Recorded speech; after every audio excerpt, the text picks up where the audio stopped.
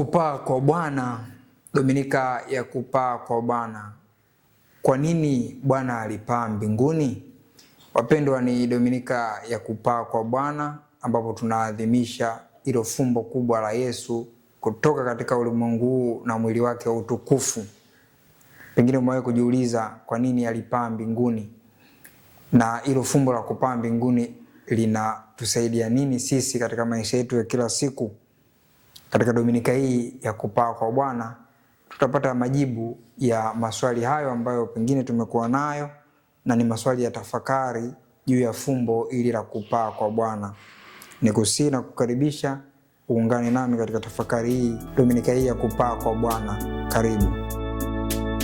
Enyi watu wengi wa Galilaya, mbona mwashangaa mkitazama mbinguni, mlivyomwona akienda zake mbinguni, ndivyo atakavyorudi. Haleluya. Dominika ya kupaa kwa Bwana. Kwa nini Yesu alipaa mbinguni? Tunaadhimisha Dominika ya kupaa kwa Bwana ambayo ni siku 40 mara baada ya kusherehekea sherehe za ufufuko, sherehe ya Pasaka. Na hivyo kwa siku 40 Yesu aliendelea kuwatokea mitume na watu mbalimbali kujionyesha kwa mwili wake wa utukufu. Na hivyo baada ya siku 40 kanisa linaanza kusherehekea sherehe ya kupaa kwa Bwana mbinguni. Lakini kimsingi sherehe hii, kama ukihesabu zile siku 40 zinatimia siku ya Alhamisi, ambapo kumbe kadiri ya maelekezo ya Baraza la Maaskofu Katoliki Tanzania, sherehe hii huadhimishwa aidha siku ya Alhamisi ambapo zinakuwa zimetimia siku 40, ama wengine huadhimisha siku ya Dominika.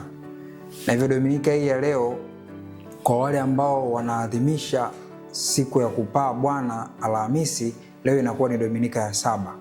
Tunapoadhimisha Dominika ya kupaa kwa Bwana, tunapoihamisha kutoka Alhamisi mpaka Dominika kwa sababu za kichungaji, inakuwa tunaiadhimisha leo kwa namna ya kipekee zaidi. Na pengine kabla ya kuangalia masomo ya Dominika ya leo, Dominika ya kupaa Bwana, ningependa tutafakari mambo matatu ya msingi ambayo kanisa kupitia mafundisho yake, na kwa namna ya pekee kanisa katika katekisimu ya Kanisa Katoliki, tuna vitu vitatu vya msingi ambavyo vitatuelezea ama ili kufahamu fumbo hili la kupaa kwa Bwana. Jambo la kwanza ni kupaa kwa Bwana ni mojawapo ya kipengele cha kale kabisa kutoka katika kanuni ya imani ya mitume, ambapo inasema alipaa mbinguni, ameketi mkono wa kuume wa Baba. Tukio hilo la kupaa mbinguni na kuketi mkono wa kuume kwa Baba lina maana gani, ama linamaanisha nini katika maisha yetu sisi kama wafuasi, sisi kama Wakristo? Jambo la pili, kumbuka kwamba kupaa kwa Bwana ni tofauti na ufufuko wa Bwana, ambapo ufufuko wa Bwana tuliazimisha ni kuunganika tena kwa mwili na roho ya Bwana wetu Yesu Kristo katika huo mwili wa utukufu, ambapo tunaiadhimisha Dominika ya Pasaka, ama kila Dominika tunaposali tunaadhimisha Pasaka ndogo. Na hivyo tunakumbuka hilo fumbo kubwa la Yesu kushinda mauti na kuwa na mwili wa utukufu. Kupaa kwa Bwana kwa upande wa pili kimsingi ni kuingia kusikoweza kubatilishwa kwa ubinadamu wa Yesu katika utukufu wa Mungu. Kwa hiyo fumbo la kupaa, katekisimu inatuambia maneno hayo. Na jambo la tatu, katekisimu inatuweka wazi kupaa kwa Bwana ni tukio lililohusisha mwili. Mwili wa Bwana wetu Yesu Kristo, mwili wake wa utukufu uliweza kupaa mbinguni. Ni tofauti na sisi wanadamu, pale tunapokufa ni roho yetu ndio inaenda mbinguni, lakini aliweza kupaa mwili wake na roho yake vyote viliweza kupaa mbinguni. Ndio maana katekisimu inaweka wazi tunaposoma hiyo namba 663 kwamba ameketi mkono wa kuume wa Mungu Baba, amepaa mbinguni, ameketi mkono wa kuume wa Mungu. Na hivyo Yesu anapopaa mbinguni ni kitu kikubwa, sio tu kwake lakini pia hata kwetu. Kwa wale mitume ni wazi, baada ya kupaa kwake mitume walipata nguvu mpya ya kuweza kueneza, kutenda yale yote ambayo yeye aliwaambia kwamba wataweza kuyatenda, makubwa zaidi kuliko hata yale aliyoyatenda. Kama yeye alipitia mateso, na wao watakuja kupitia mateso. Kama yeye alihubiri Injili, na wao wanahubiri Injili kwa nguvu. Lakini yote hayo waliyaweza mara baada ya kupaa kwake. Ndio ile baada ya siku ya Pentekoste, kushukiwa kwa Roho Mtakatifu, wanapata nguvu ya kuweza kutoka na kueneza Injili, kuweza kuhubiri Injili kwa ujasiri mkubwa katika ukamilifu huo wa nguvu hiyo ya Roho Mtakatifu. Kumbe hii sherehe ya kupaa kwa Bwana ina msingi mkubwa katika imani yetu. Na swali ambalo tunaendelea kujitafakari ni kwa nini Yesu alipaa mbinguni. Katika masomo Dominika hii ya leo, masomo ya misa kadiri ya mwinjili. Mwinjili ambayo tunaletewa leo ni Injili ya Mathayo. Injili ya Mathayo sura ya 28, ambayo ni ile sehemu ama simulizi la agizo kuu la Bwana wetu Yesu Kristo kwamba enendeni ulimwenguni kote mkawafanye watu wa mataifa yote wawe wanafunzi wangu, mkiwabatiza kwa jina la Baba na la Mwana na la Roho Mtakatifu, na hivyo mimi nitakuwa nanyi mpaka mwisho wa dahari, ama nitakuwa nanyi siku zote. Swali la kujitafakari na kujiuliza tunaposherehekea hii sherehe ya kupaa kwa Bwana ni wazi, Yesu atapaa mbinguni, atawaacha mitume wake. Na Injili ya leo ambayo imewekwa, kanisa linatuwekea Injili ya leo katika siku ya kupaa Bwana, haionyeshi tukio hilo lenyewe la kupaa kwa Bwana, bali inatupa simulizi nyingine kabisa la hiyo ahadi kuu. Pengine kwa nini kanisa lituwekee somo ambalo linaonyesha Yesu anatuambia atabaki nasi, wakati sherehe yenyewe ya kupaa kwa Bwana Yesu anaondoka katikati yetu? Pengine kwa nini? Na kama umekuwa mfuatiliaji mzuri, sherehe ya kupaa kwa Bwana ni sherehe ambayo inaadhimishwa mara baada ya siku 40, mara baada ya ufufuko.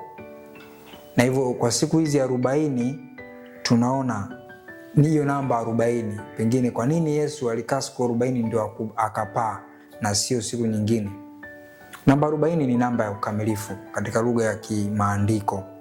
Na hivyo mitume wanaposhuhudia Kristo mfufuka kwa hizo siku 40 kabla ya kupaa kwake, inawakilisha mambo makubwa mawili.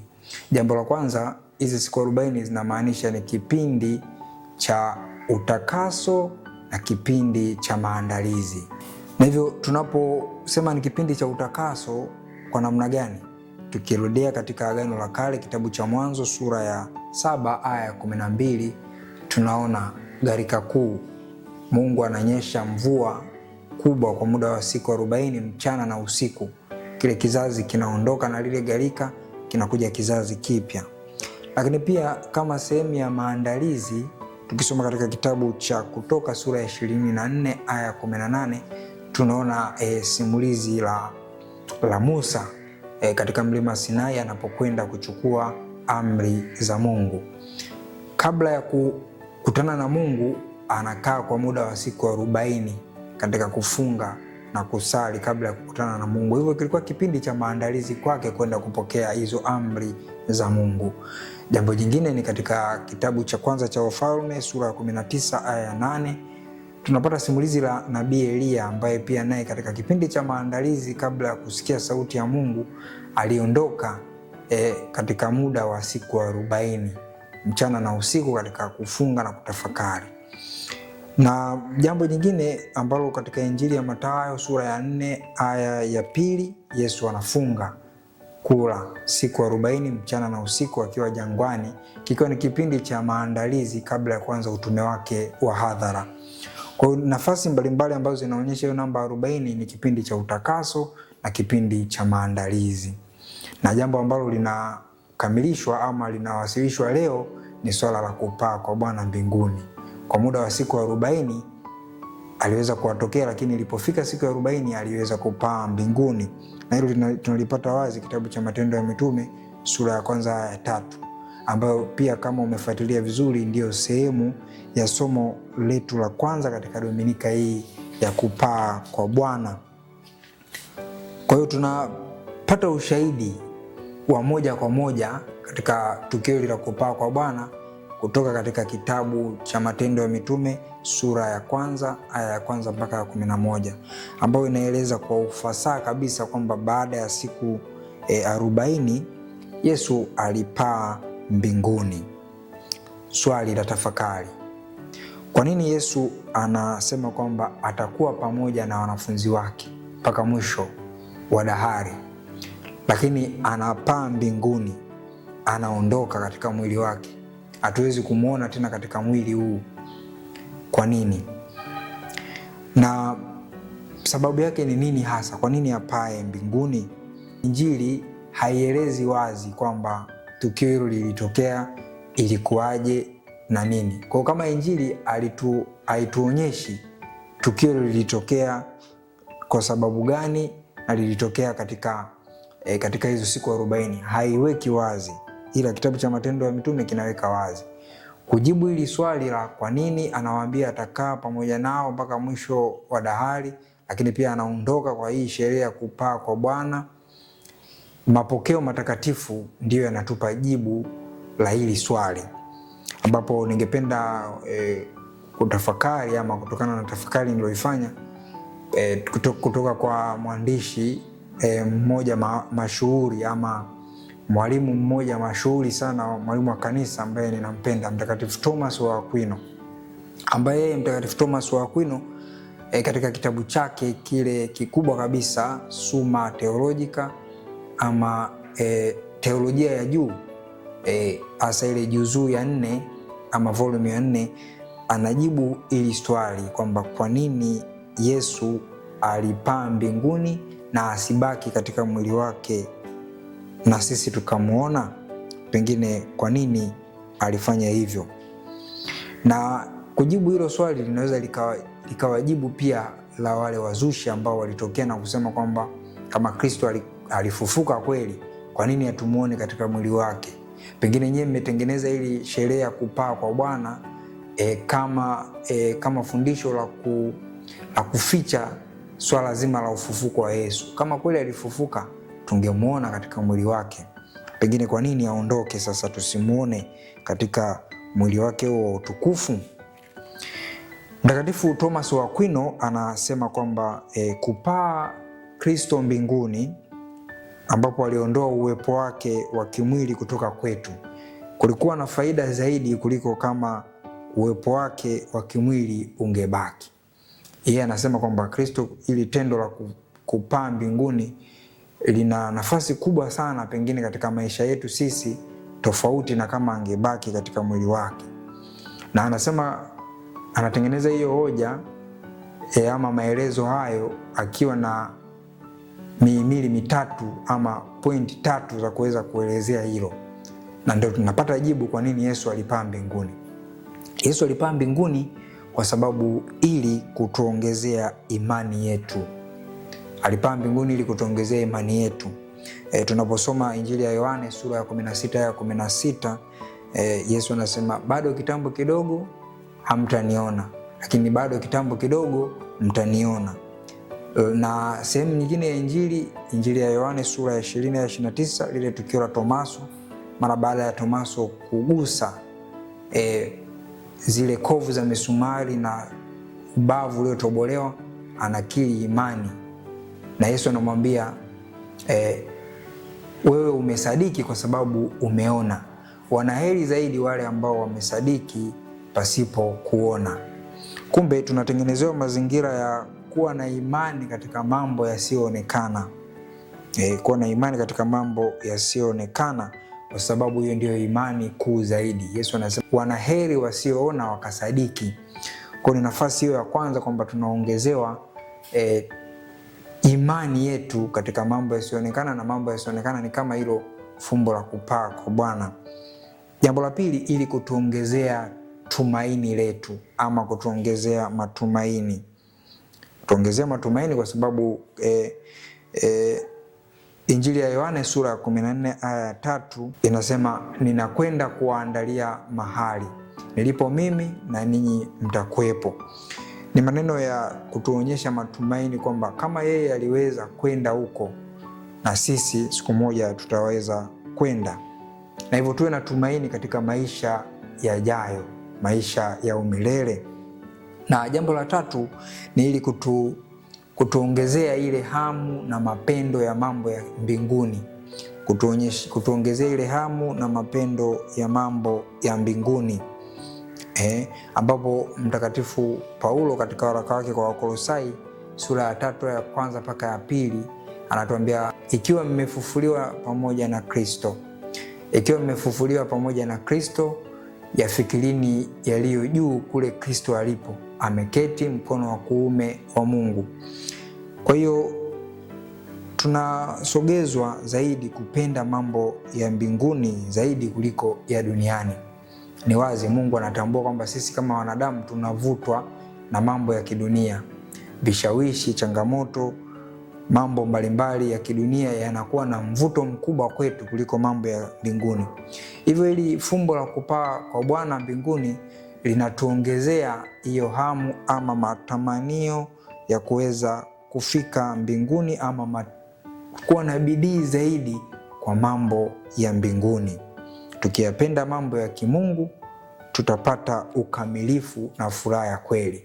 Katika mambo ya duniani ambayo tunayapenda au yanatuvuta, pengine tunapata furaha, lakini furaha hiyo sio ya kweli, sio ya kudumu. Furaha ya kweli ni katika maisha hayo ya mbinguni. Je, mimi ninakuwa na matumaini kiasi gani? Ninakuwa nina mapendo kiasi gani? Ninakuwa na imani kiasi gani katika maisha yajayo? Fumbo la kupaa kwa Bwana linatufunulia siri hiyo. Kumbe kwa kifupi, kadiri ya Mtakatifu Thomas wa Aquino, sherehe ya kupaa kwa Bwana inatuongezea imani, inatuongezea matumaini, inatusaidia kuwa na bidii zaidi kupenda mambo ya mbinguni. Kwa lugha fupi tunaweza tukasema inatukaribisha kutafakari zile fadhila kuu za kimungu: imani, matumaini na mapendo. Nina imani kiasi gani? Nina matumaini kiasi gani? Nina mapendo kiasi gani katika mambo ya mbinguni? Ni swali ambalo tunakuwa sehemu ya tafakari kwa kila mmoja wetu. Katika mapokeo hayo Mtakatifu Yohane Chrysostom ambaye ni mwalimu wa kanisa pia anajibu kwa nini Yesu alipaa mbinguni. Yesu alipaa mbinguni kwa sababu mbili kadiri ya Yohane Chrysostom.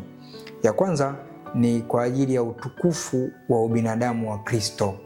Utukufu wa ubinadamu wa Kristo, tukitambua kwamba Yesu alikuwa na asili mbili, ya kimungu na ya kibinadamu.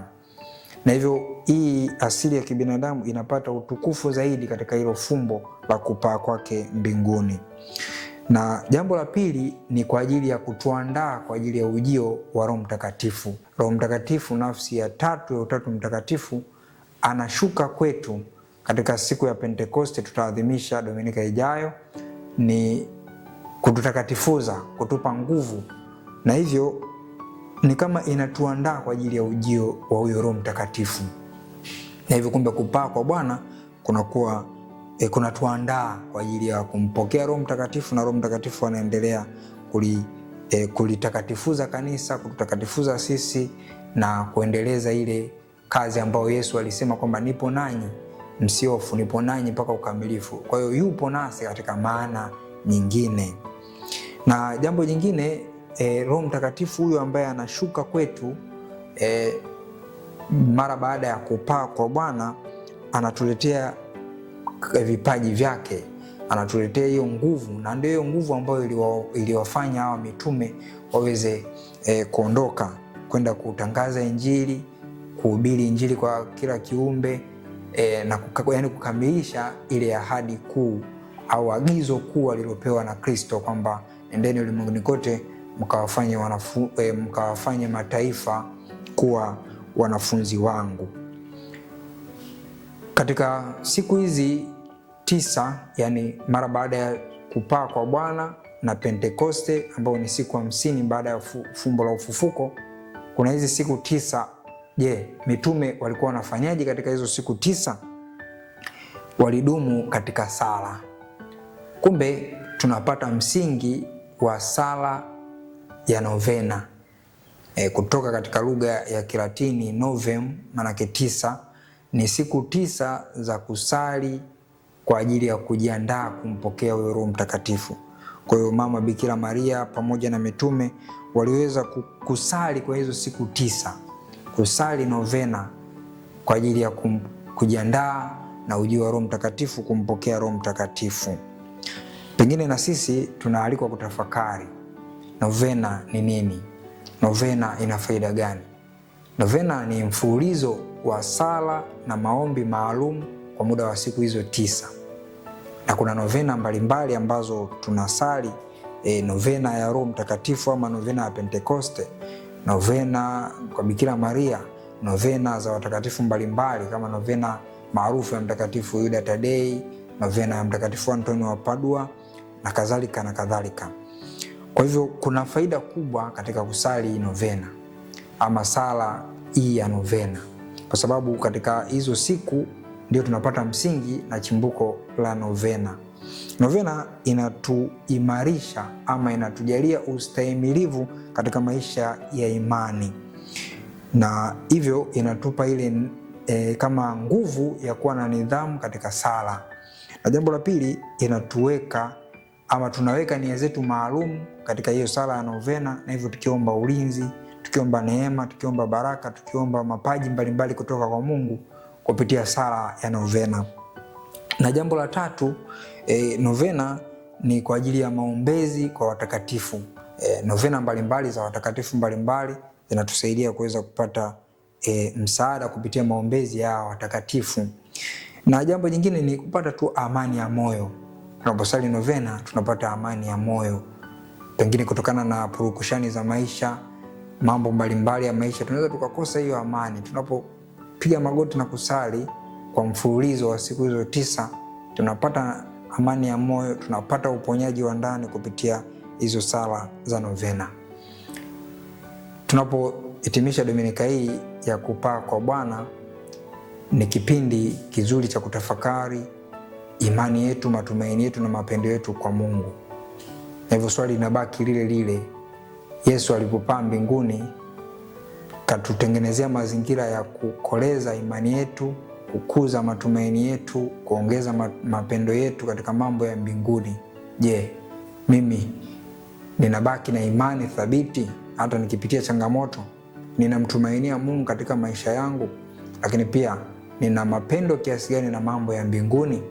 Pale kunapokuwa na masuala yanayohusiana na mambo ya kimungu na pale ambapo kunahusiana na masuala ya kidunia, wapi ninavutwa zaidi? Ya kimungu, ya kidunia? Kwa utapima katika mzani wa moyo wako na kuona ni wapi uweze kwenda. Nikutakie Dominika njema ya kupaa kwa Bwana. Mimi ni Padre Benjamin Maganga na hii ni Lux Fidei, mwanga wa imani.